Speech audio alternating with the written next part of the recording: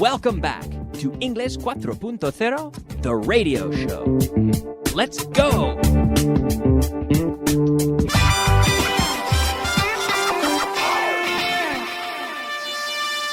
Advanced. All right, welcome to Advanced Class number 8. Here we are in Advanced Class number 8, and we're going to start, as always, with a little review of what we saw in Class 7. So once again, I'm going to start by introducing my guest. I do have a special guest today, Isabel. Welcome. Thank you. Great. Well, it's great to have you, and you've been here for a few shows now. Yes, that's right. Yeah, you've appeared a few days now, and we're always grateful to have you.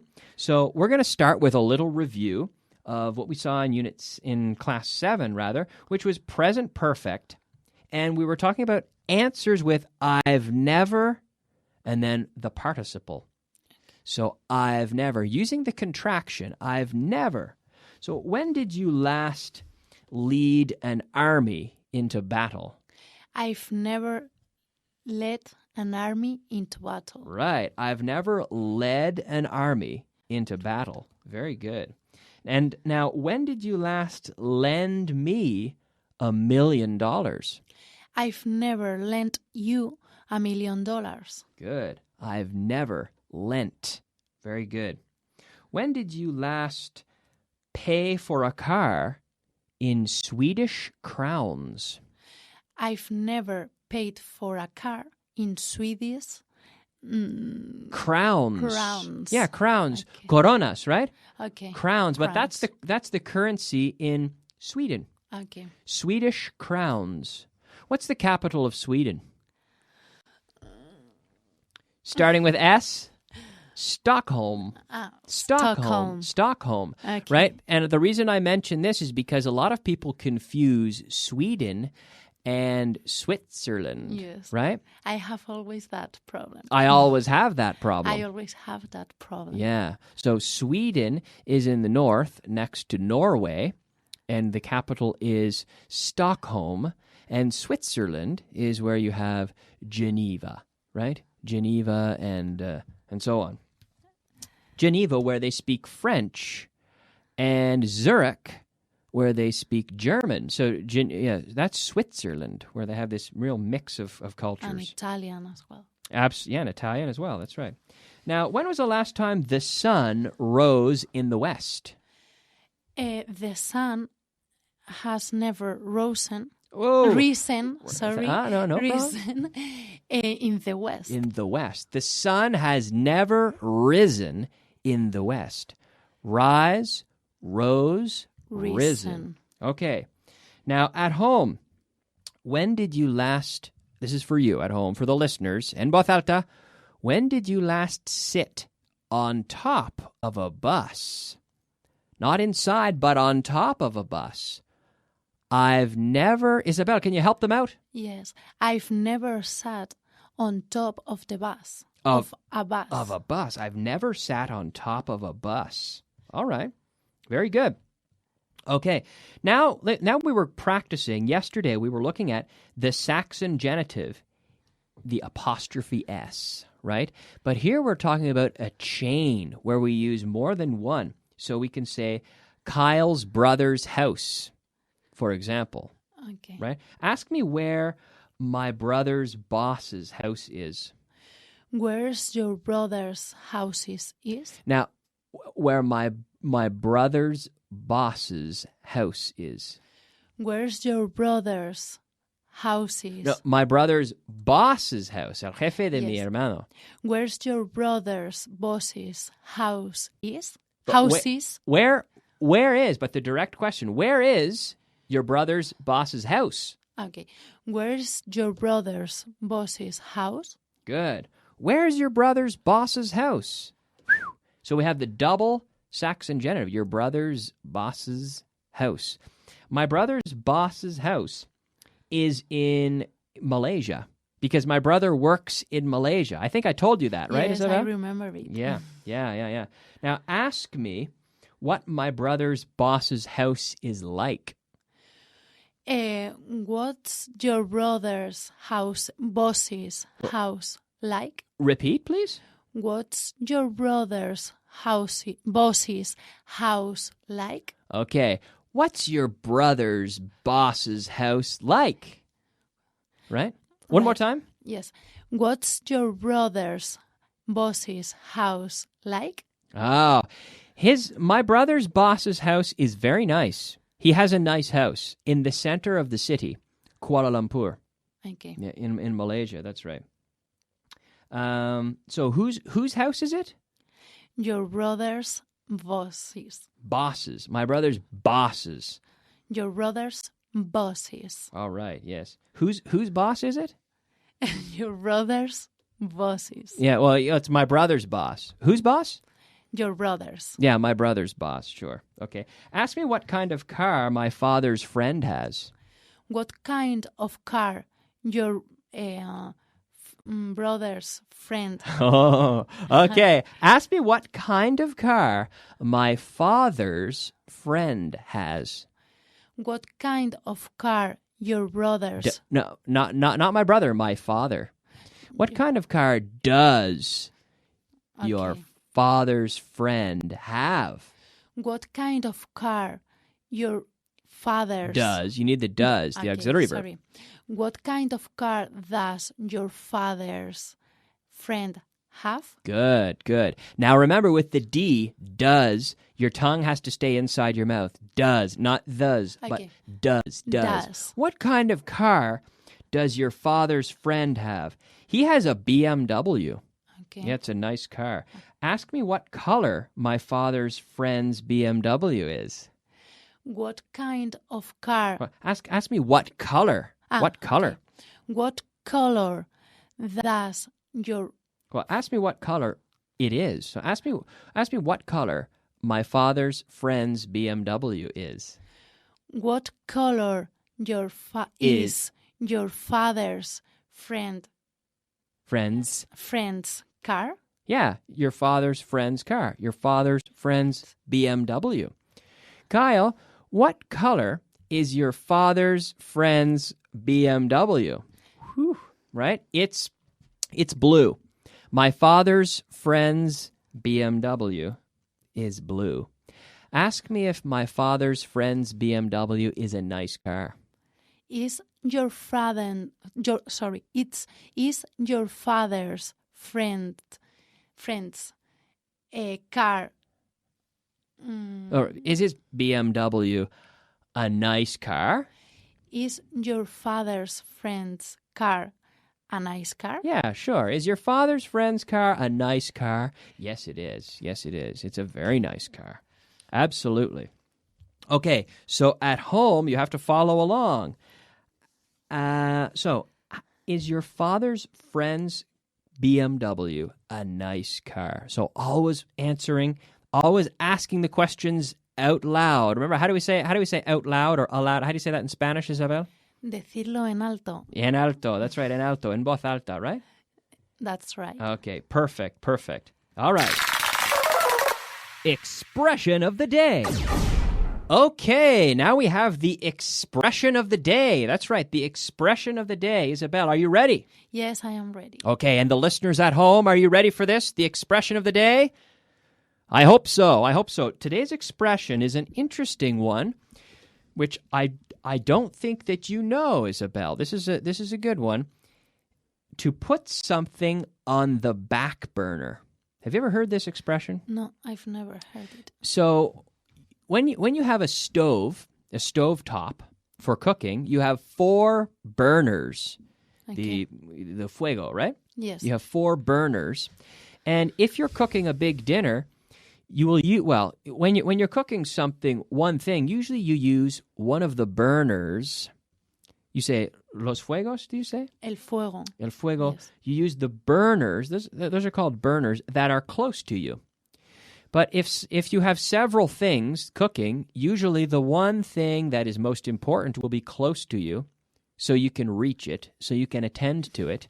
And then the things that are low maintenance, maybe if you're cooking rice, for example, where you don't have to touch it very much, you put it in the back. You put it on the back burner. So to put something on the back burner is an expression in English. It's actually quite a common expression, which means to consider something to be low priority. So a problem that some people have when they try to learn English is they put English on the back burner. They say, I'll do it later. I won't make a big effort now, but later, next year, at Christmas, in the new year, I will do it. And they are always waiting, and it's always something that they say they'll do later because they put it on the back burner. They say, well, it's not my priority right now. They don't treat it as their priority. They put it on the back burner. And I think that's a big problem with people learning English. Don't you think, Isabel? Yes, I think so, because you never finish it. Exactly. So the best way to learn English is to go aggressive. Take a year or so and really work hard. Right, Isabel? That's right. Can you repeat the expression, please? Okay, yes. To put something on the back burner. Okay. So I can say people put English on the back burner. Okay? So another thing, I also do another radio show. Did you know that, Isabel? I have another radio show here on Vaughan Radio. Did you know that? Yes, I knew it. And it's called The Verb Circus. And my show, we've actually launched, or we're launching a CD of my show where I talk about different verbs. And the thing I'm a little bit worried about is that we have so many new products that my product is very small. It's one little tiny project. And I'm worried that people are going to put it on the back burner. I hope they don't. I hope they pay some attention to it and hopefully listen to my show, because we have a CD that's available for sale. In a few weeks, it will be available for sale. And I hope that our marketing team doesn't put it on the back burner. And I hope they pay some attention and that people will go out and check out the CD. But I'm only mentioning this, of course, to practice with our expression of the day. Right, Isabel? Okay. All right. Okay. So to put something on the back burner. That is the expression of the day. All right. So now let's go on to, here we are in class 8. ¿Cómo se dice? El libro de Jesús está en la mesa del jefe de Luis. Jesus' book is on Luis' desk. Jesus's book is on Luis's boss's desk. Again? Jesus' book is on the Luis's boss's desk. Desk. Remember D. Keep your tongue in your mouth with the D. Okay. Desk. Desk. Good. But now, remember, we can't say the. Before the section genitive, we don't put the. We can't say the Luis. Right? Okay. Jesus's book is on Luis's boss's desk. Right? Jesus's book, or Jesus's book. So the trick here, it's a question of pronunciation. What? That's right. It's a question of pronunciation, because what's happening here is we're saying essentially Jesus is book with an extra syllable. We don't say Jesus book. We say Jesus's book. It's like an extra syllable, or like the English Z, the theta. Jesus's book is on Luis's boss's desk, right? You hear that?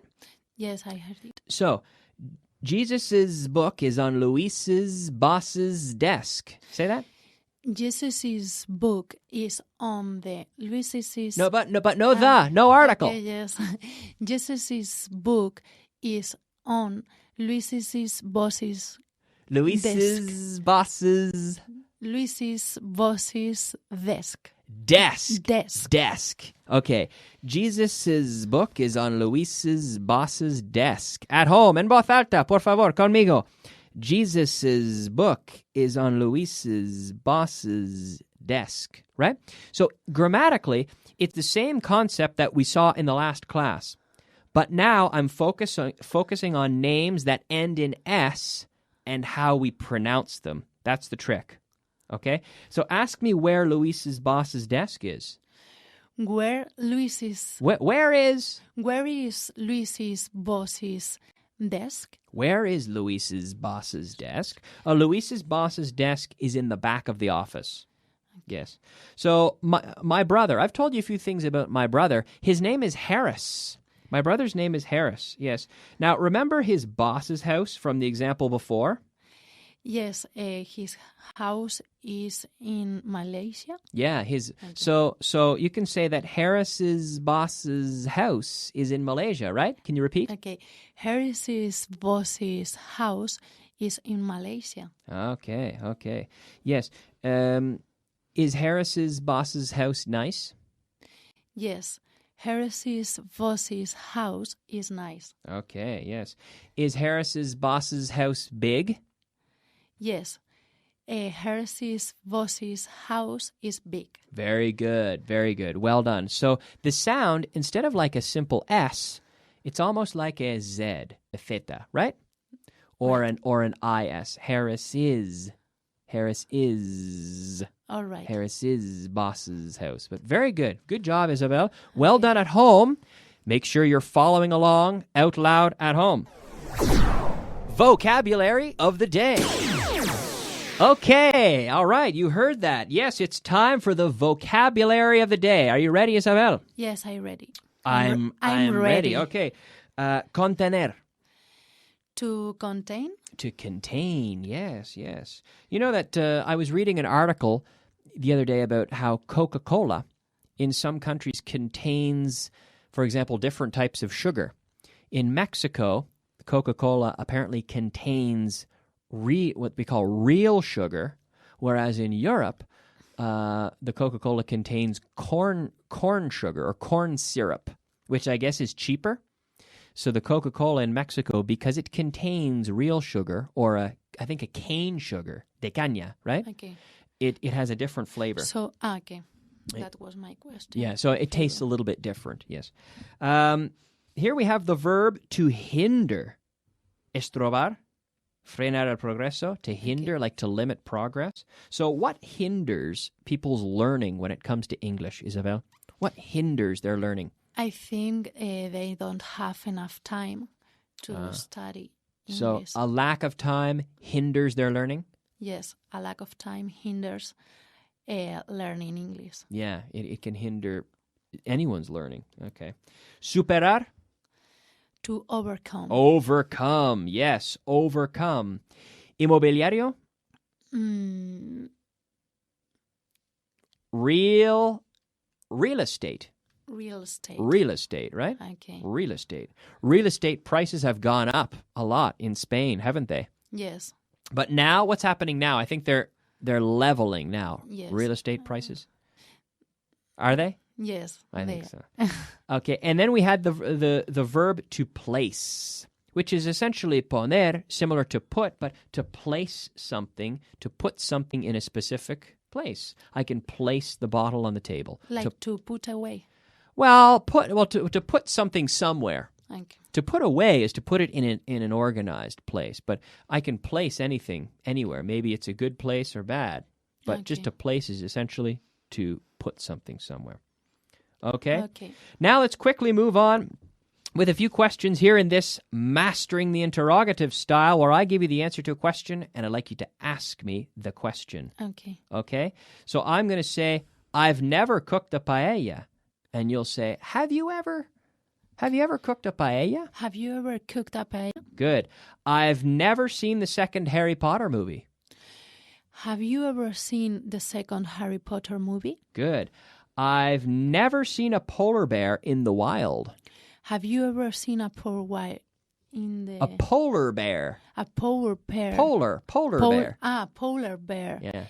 A polar bear. In the wild, because there's in the zoo, Okay. and then in the wild, because I've seen one in a zoo, but I've never seen a polar bear in the wild. Okay.